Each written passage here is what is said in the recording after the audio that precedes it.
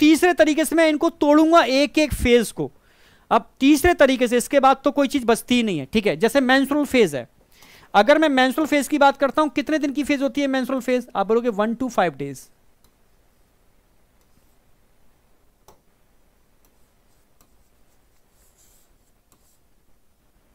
क्या होता है सर मेंस्ट्रुअल फेज में? आप बोलोगे सर यहां पर ब्रेक डाउन ऑफ एंडोमेट्रियम हो रहा है। क्या होता है break down of endometrium?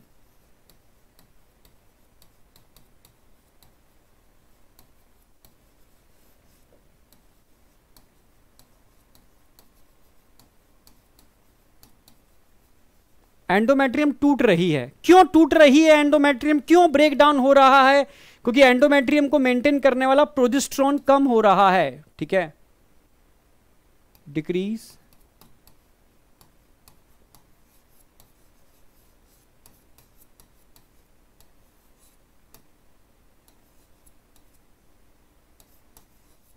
Level of progesterone.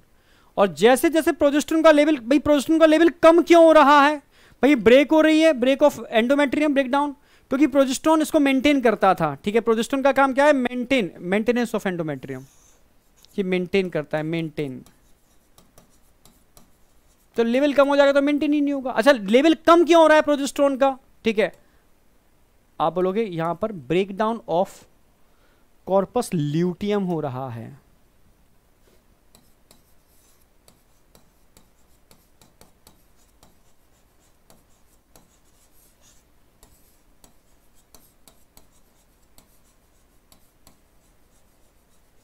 Corpus luteum का ब्रेकडाउन हो रहा है, और कॉर्पस ल्यूटियम ही तो रिलीज करता था प्रोजेस्टेरोन को, ठीक है, यही रिलीज करता है।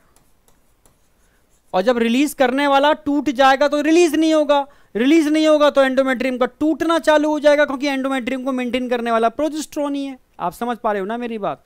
हाँ, ये टूट क्यों रहा है? टूट इसलिए रहा है क्योंकि decrease level of LH, luteinizing hormone. कहां से रिलीज होता है? रिलीज फ्रॉम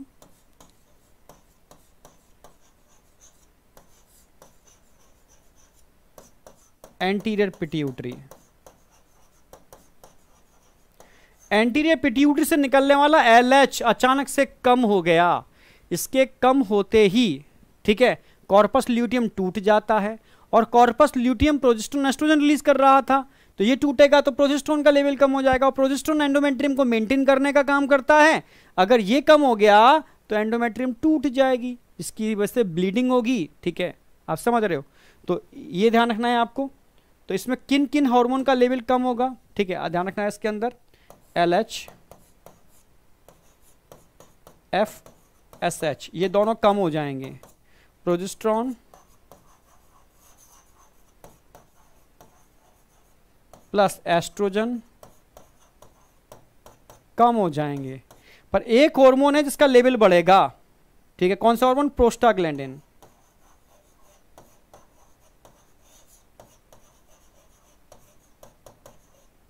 इसका लेवल बढ़ जाएगा। सर प्रोस्टाग्लैंडिन का लेवल क्यों बढ़ जाएगा? प्रोस्टाग्लैंडिन एक लोकल हार्मोन होता है जो स्मूथ मसल्स में कॉन्ट्रैक्शन कराता है। नेचर चाहती है कि जितना भी एंडोमेट्रियम टूट रही है वो बाहर निकल जाए प्रॉपर तरीके से, तो ये कॉन्ट्रैक्शन कराएगा जिससे एंडोमेट्रियम टूट के बाहर निकलना चालू हो जाएगी। यहां तक कोई डाउट? ठीक है, ये सारी फेज आ गई मेंस्ट्रुअल फेज की। 1 से 5 दिन में ये घटनाएं घटित होती हैं। अब फॉलिकुलर फेज में क्या होगा? भाई जैसे ही मेंस्ट्रुअल फेज खत्म होगी 6वें दिन से 6 to 13th day follicular phase चालू हो जाएगी। तो इसमें क्या होगा फॉलिकुलर फेज में? नाम ही छुपा हुआ है, डेवलपमेंट ऑफ फॉलिकल।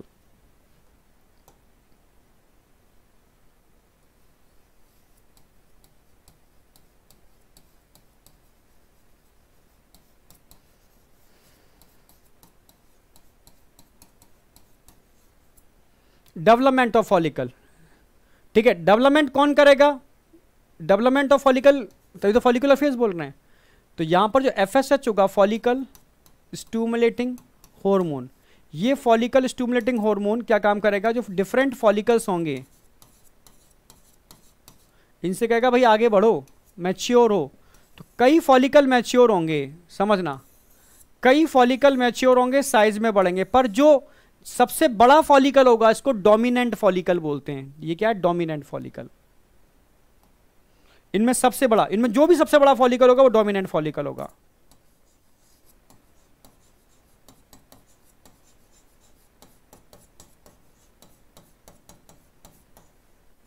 जो डोमिनेंट फॉलिकल होगा ना, ये रिलीज करेगा, समझना, एक तो एस्ट्रोजन रिलीज करेगा,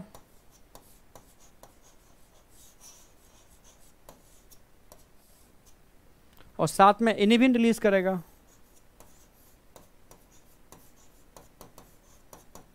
सर इनिबिन क्या काम करता है? इनिबिन एफएसएच के सीक्रेशन को इनिबिट करता है, इनिबिट करता है।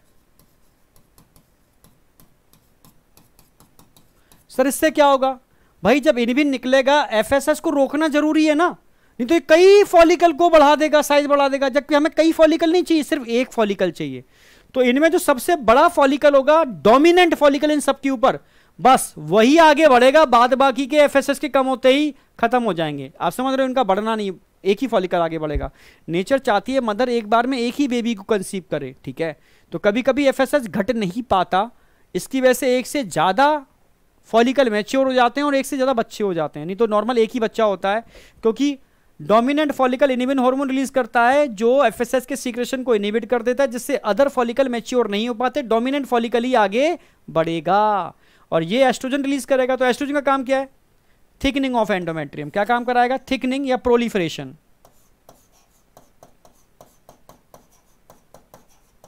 थिकनिंग बोल सकते हो या प्रोलिफरेशन, प्रोलिफरेशन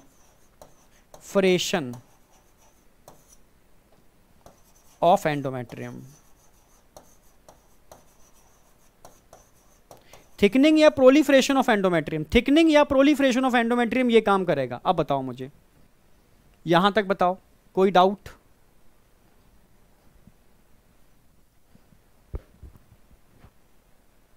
यहां तक बताओ, कोई डाउट? एस्ट्रोजन, इनिबिन, ये थिकनिंग ऑफ प्रोलिफरेशन और एंडोमेट्रियम, यहां तक बताओ, कोई भी डाउट शाउट है? हाँ बेटा, यहां तक कोई भी डाउट है तो मुझे बताओ।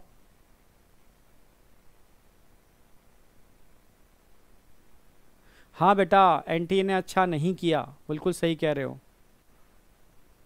एनटीए के सरकारी लोगों को ऐसा नहीं करना चाहिए।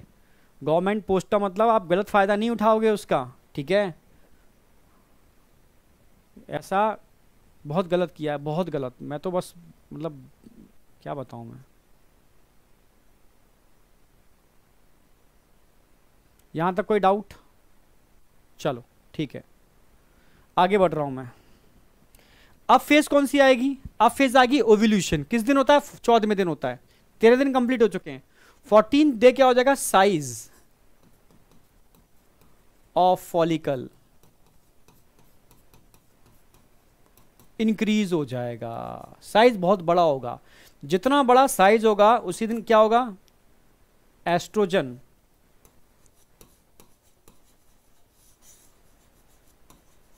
Eight peak. भाई जिस दिन एस्ट्रोजन पीक पर होगा, ज्यादा मात्रा में निकलेगा, मतलब उसका साइज मैक्सिमम हो चुका है, ग्राफिन फॉलिकल बन चुका है, तो एस्ट्रोजन पीक पर आ जाएगा। और जिस दिन एस्ट्रोजन की पीक आएगी वो दिन कौन सा होगा? ओव्यूलेशन से एक दिन पहले, 13th डे, 13वां दिन होगा। ये 13वां दिन होगा। और 13वें दिन जब एस्ट्रोजन पीक पर आएगा तो यहां पर होगा हाइपोथैलेमस, हाइपोथैलेमस। और हाइपोथैलेमस से जुड़ी होती है पिट्यूटरी।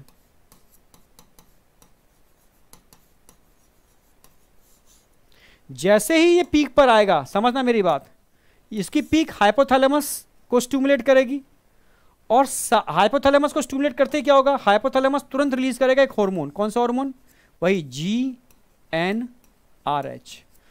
और ये सीधा पिट्यूटरी को स्टिमुलेट करेगा, तब पिट्यूटरी का रिलीज करेगी, पिट्यूटरी रिलीज करेगी LH एंड FSH। इतना ही नहीं, ये डायरेक्ट भी पिट्यूटरी को स्टिमुलेट करेगा, डायरेक्ट भी पिट्यूटरी को जाकर के स्टिमुलेट करेगा। और इसके स्टिमुलेशन के, ये पॉजिटिव लिख रहा हूं, मतलब कोई काम करवाएगा, नेगेटिव का मतलब काम रोकेगा। और इसकी वजह से जब डायरेक्ट ये भी पिट्यूटरी को स्टिमुलेट करेगा तो उसके स्टिमुलेशन से भी पिट्यूटरी रिलीज करेगी एलएच। तो एलएच के सोर्स एक नहीं है, दो दो एलएच के सोर्स हैं, एलएच यहां से भी, एलएच यहां से भी है। तो एफएसएस की पीक आएगी, पर एलएच की पीक नहीं आएगी, समझ रहे हो? एलएच की सर्ज आएगी, तेजी से उठने वाला एकदम पीक, एलएच सर्ज। और यही एलएच सर्ज क्या करा देगी? ओव्यूलेशन।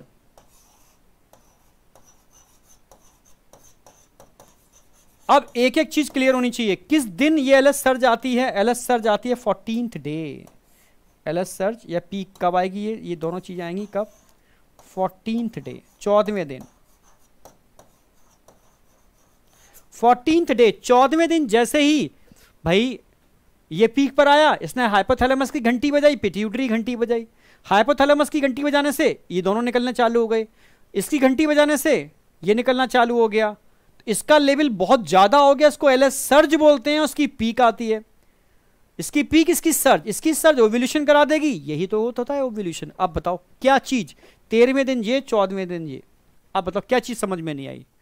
एक एक पॉइंट क्रिस्टल क्लियर होना चाहिए, एक एक पॉइंट बताओ। यहां तक क्लियर है? आगे बढ़ रहा हूं। ल्यूटियल फेज में क्या होगा भाई? ओव्यूलेशन के बाद क्या बनता है? कॉर्पस ल्यूटियम बनता है भाई। ओव्यूलेशन के बाद क्या बनेगा? Corpus luteum. ठीक है, तो बना देते हैं कॉर्पस ल्यूटियम। ठीक है, तो यहां क्या होगा? Formation of corpus luteum.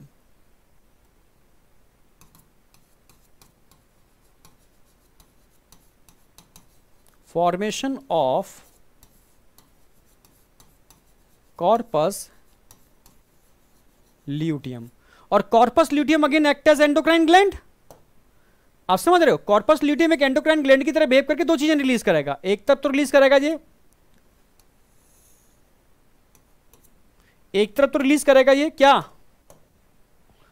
Progesterone.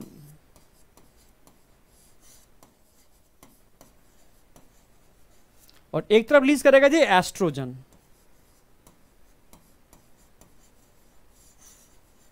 भाई प्रोजेस्टेरॉन एस्ट्रोजन दोनों रिलीज करेगा जी। ठीक है, और प्रोजेस्टेरॉन का काम क्या होता है? एंडोमेट्रियम को मेंटेन करना, एंडोमेट्रियम को मेंटेन करना। एस्ट्रोजन का काम क्या होता है भाई? अगेन थिकनिंग ऑफ एंडोमेट्रियम, एक बार फिर से एंडोमेट्रियम की थिकनिंग को स्टिमुलेट करेगा। समझे? ठीक है, तो प्रोजेस्टेरॉन क्या काम करेगा? Maintain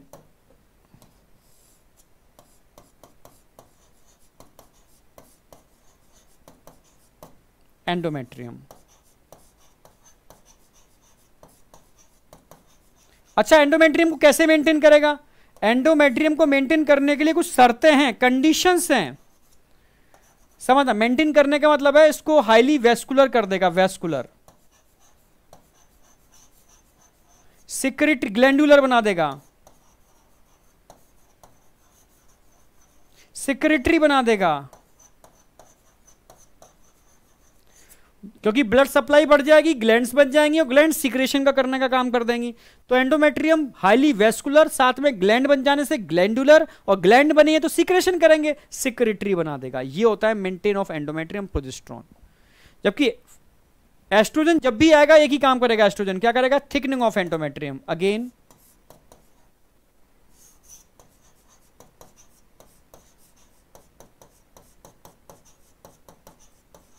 thickening of endometrium.